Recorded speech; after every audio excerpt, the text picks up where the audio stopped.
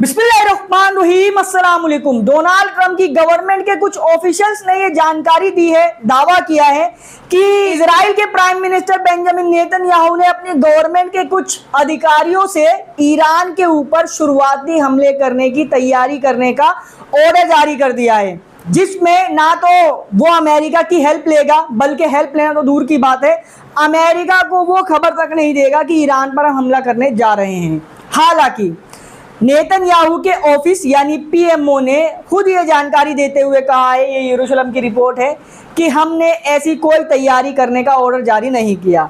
और मैं भी आपको विश्वास दिलाता हूँ, खुद भी विश्वास करता हूँ कि नेतन्याहू ने ऐसा कुछ नहीं कहा होगा। वजह इसके पीछे ये है कि औकात से बाहर है, ईरान पर अकेले हमला करना औकात से बाहर है।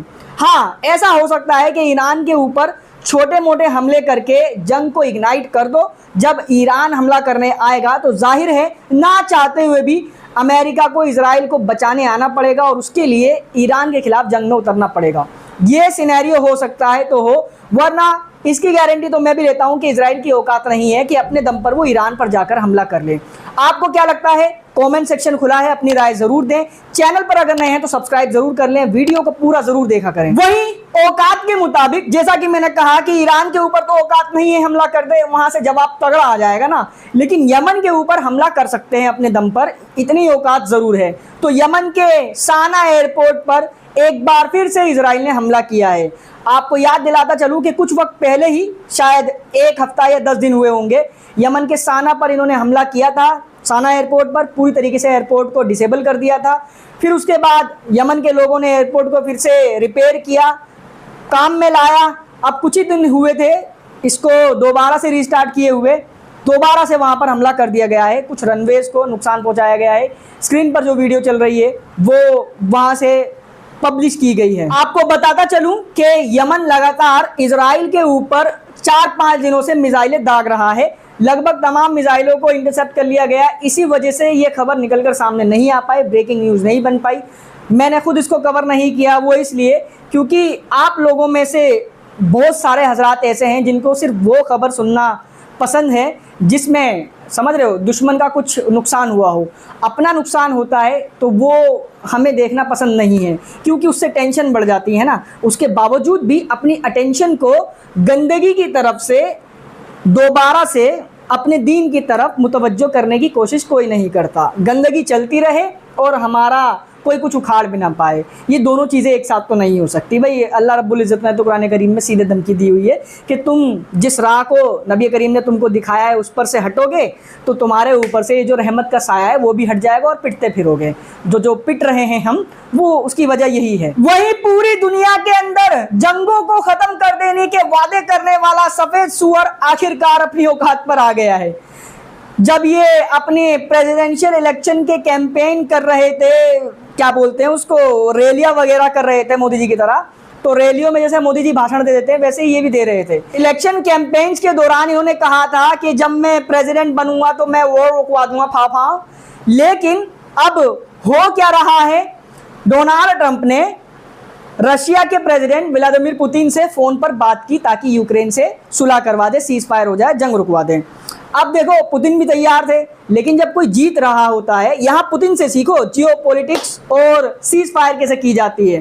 फाफा की तरह नहीं, जीत पे रहे हो फिर भी घुटने टेक दिए। पुतिन का कहना यह है कि भाई हम जीत रहे हैं, हम पीट रहे हैं, तो सीज फायर जो होगा वो हमारी शर्तों पर होगा। अब तुम होते कौन हो अपनी शर्तें रखने वाले? ट्रंप ने फ़ोन कॉल पर पुतिन को अपनी शर्तें सुनाई होंगी कि भाई अलाना फलाना हमारी शर्तें हैं, जंग रोक दो। पुतिन ने कर दिया इनकार, बातचीत हो गई फेल।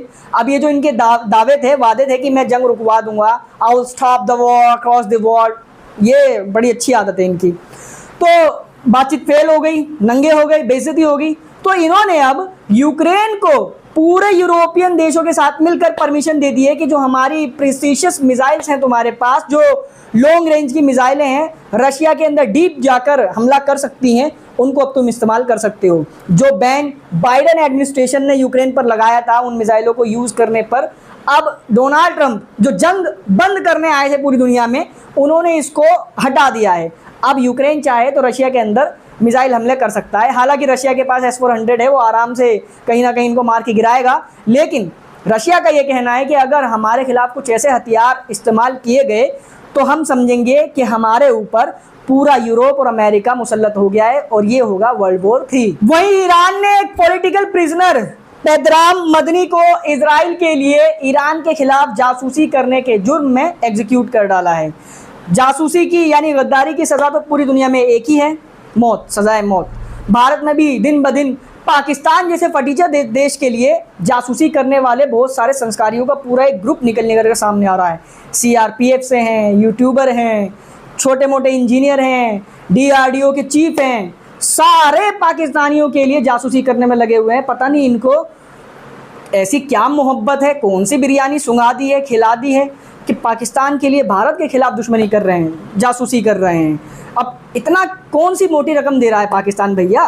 पाकिस्तान तो भिखारी है, लोग भूखे मर रहे हैं पाकिस्तान में, मगर वो जासूसों को यहाँ पैसा दे रहा है। गाजा के अंदर जंग शुरू हुए 600 दिन से ज़्यादा हो चुके हैं और इन 600 दिनों में अमेरिका ने इजराइल को 90,000 टन एक्सप्लोसिव डिवाइसेस यानी बॉम्ब्स वगैरह भेजे हैं छोटे से गाजा के कुछ कमज़ोर और निहत्थे लोगों पर गिराने के लिए। और वही सफ़ेद सुअर लेक्चर दे रहा है ट्रंप को कि तुम यूक्रेन के अंदर मासूम लोगों को मार रहे हो मिसाइलें गिरा गिरा कर। वही गाजा के अंदर कल यानी ट्यूसडे वाले दिन इजराइल ने 2 एड डिस्ट्रीब्यूशन सेंटर खोलने का ऐलान किया। मतलब ऐसे कुछ दुकानें मान लो जहां पर खाने पीने की चीज़ें फ़लस्तीनी लोगों को प्रोवाइड की जाएंगी। जब ये ऐलान हुआ तो पीछे की हरामखोरी कहीं ना कहीं मुझे समझ में आ गई थी, लेकिन इंतज़ार था कंफर्मेशन यानी सबूत का। अच्छा, मैं आपकी ये भी गलतफहमी दूर कर दूं कि ये जो खाना बांटने के लिए सेंटर खोले हैं उसमें जो खाना ये लेकर आ रहे हैं, आटा वगैरह कुछ भी खाने पीने की चीज़, ये अपने बाप के घर से नहीं ला रहे, बल्कि इंटरनेशनल कम्युनिटी ने जो एड वगैरह भेजे हुए हैं, बॉर्डर पर रुके हुए हैं, उनसे लेकर ये खुद कह रहे हैं कि हम खुद बांटेंगे। क्योंकि जो UNRWA एक ऑर्गेनाइजेशन है यूनाइटेड नेशन की, वो और एक वर्ल्ड फूड प्रोग्राम, ये 2 ऑर्गेनाइजेशन थे, इनको ये कहकर कि हमास के साथ कोलैबोरेशन कर रहे हैं, इजराइल ने ब्लॉक कर दिया, गाजा में एंटर ही नहीं होने दे रहे। अब इन्होंने कहा कि खाना पीना बांटने की जिम्मेदारी हमारे ऊपर है, हम खुद जाएंगे बांटने, लिहाजा इनके बाप के घर से नहीं आया था ये खाना। अब जब इन्होंने खाना बांटना शुरू किया तो लाखों की तादाद में लोग इकट्ठे हो गए और जब इकट्ठे हुए तो इन्होंने दिखाया अपना हरामीपन।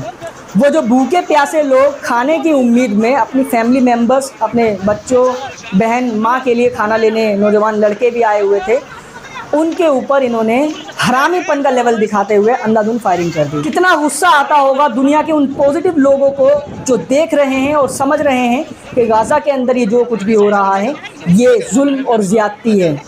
इन्होंने फायरिंग की, जिस फायरिंग में 3 नौजवान लड़के कम से कम मारे गए। एक तो ये आपकी स्क्रीन के ऊपर है, जिसको खाना तो मिल गया था लेकिन इसके सिर में गोली मार दी गई जब ये खाना लेकर जा रहा था। जाहिर है अपने फैमिली के लिए ले जा रहा होगा, अपनी माँ बहन छोटे छोटे बच्चों के लिए लेकर जा रहा होगा। और 46 लोग उस गोलीबारी में घायल हैं, जिसमें से कई सारे हो सकता है मेरी रिपोर्ट देने तक मर भी गए हो, मरने की खबर आ गई हो। अपनी रिपोर्ट के अंदर ये दावे कर रहे हैं कि गाजा के अंदर से हमास के रूल का अब अंत हो चुका है, क्योंकि इजराइल ने अपने हाथ में सब कुछ ले लिया है। एक ही दिन में औकात सामने आ गई। इजराइल के फॉरेन मिनिस्टर ने फ्रेंच और यूके के फॉरेन मिनिस्टर्स को ये धमकी दे दी कि अगर तुमने पैलेस्टीनियन स्टेट को रिकॉग्नाइज किया, फ़लस्तीन देश को मान्यता दी, तो हम वेस्ट बैंक और गाजा के ऊपर कंप्लीट ऑक्यूपेशन कर लेंगे। वहीं दुनिया की सबसे ज़्यादा मुस्लिम आबादी वाले देश इंडोनेशिया ने इंटरनेशनल कम्युनिटी के सामने यानी अमेरिका के सामने जो लगातार जोर दे रहा है तमाम मुस्लिम देशों पर कि हमारी औलाद को गोद में उठा लो, खिला लो, देश मान लो इसको, तो इंडोनेशिया ने कहा कि हम इजराइल को देश की मान्यता दे देंगे, देश मान लेंगे अगर तुम एक इंडिपेंडेंट पैलेस्टीनियन स्टेट को मान्यता दे दो। यानी अगर तुम फ़लस्तीन को मान्यता दे दोगे, देश मान लोगे इंडिपेंडेंटली, उसके ऊपर किसी का जोर ना चले, वो खुद अपने मुख्तार हो, तो हम इजराइल को भी मान्यता दे देंगे। बाकी इस वीडियो में फिलहाल इतना था। इस वीडियो को शेयर करें, चैनल पर नए हैं तो सब्सक्राइब जरूर कर लें। And thank you so much for joining.